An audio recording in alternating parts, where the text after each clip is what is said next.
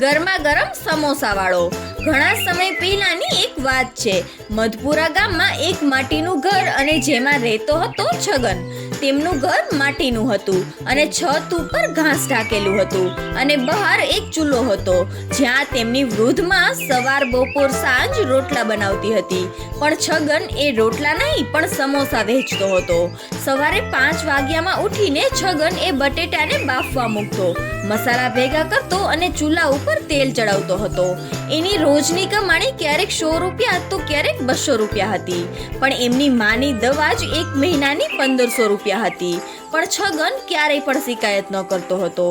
એક દિવસ સાંજના સમયે જોરદાર વરસાદ વરસી રહ્યો હતો અને છગન એ તેમની દુકાનને બંધ કરી રહ્યો જ હતો। ત્યાં એક નાનકડો છોકરો વરસાદમાં ભીંજાયેલો અને ઠંડીમાં કાપતો તેમની પાસે આવ્યો અને બોલ્યો કે ભાઈ સાહેબ, સમોસા કેટલા રૂપિયાના છે? છગન બોલ્યો 10 રૂપિયાનું। છોકરાએ ખીચામાં જોયું પણ તેમની પાસે તો ફક્ત 2 જ રૂપિયા હતા। છગને કાંઈ પણ વિચાર્યા વગર 2 સમોસાને થેલીમાં પેક કર્યા અને એ છોકરાને આપ્યા। એ નાનો છોકરો બોલ્યો કે ભાઈ સાહેબ, મારી પાસે પૈસા નથી। છગન બોલ્યો, બેટા પેલા પેટ ભર, પૈસા તો પછી પણ આવી જશે। છોકરાએ ભીની આંખોથી કહ્યું, હું મોટો થઈને પાછો આવીશ ભાઈ સાહેબ, અને તમારું આ વળતર હું જરૂર પાછું વાળીશ। થોડાક દિવસ પછી ગામની પંચાયત વાળાએ છગનની દુકાનને હટાવી નાખી। એ બોલ્યા કે તારી દુકાન એ રસ્તા વચ્ચે બધાને નડે છે, અને પછી દુકાનને બંધ કરાવી દીધી। આ જોઈને છગન ખૂબ જ દુખી થઈ ગયો। એક દિવસ છગન એ તેમની ઘરે એકલો બેઠો હતો। છગનની માએ તેમના માથા પર હાથ રાખ્યો અને કહ્યું કે બેટા, તારી લડાઈ તલવાર સાથે નહીં પણ ઈમાનદારી સાથે છે। ઈમાનદારી ક્યારેય પણ ન છોડતો। પછી કેટલાક વર્ષો પછી ગામની સ્કૂલમાં વિદાય સમારોહ હતો અને છગનને તેમાં સમોસા આપવા માટે બોલાવવામાં આવ્યો હતો। એ તેમના જૂના વાસણમાં ગરમા ગરમ સમોસા ભરીને ચાલ્યો। પ્રિન્સિપાલે એ સમોસા ખાઈને છગનના વખાણ કર્યા અને એ બોલ્યા, આવા સમોસા તો મેં આજ સુધી ક્યારેય પણ નથી ખાધા, શું સ્વાદ છે। પછી સમારોહ પૂરો થયો અને એક યુવાન આગળ વધ્યો।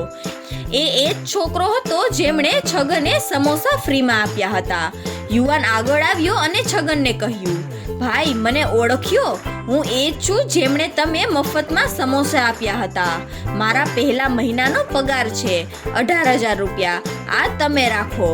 માની દવા અને નવી દુકાન બધું જ આમાંથી થઈ જશે। છગનના હાથ કાપવા લાગ્યા। છગન બોલ્યો, બેટા મેં તને દયા આપી હતી, કોઈ વેપાર નહોતો કર્યો। મને પૈસા પાછા ન આપ, બસ મને એક વચન આપતું કે તું ક્યારેય પણ ભૂખ્યાને ના નહીં કહે।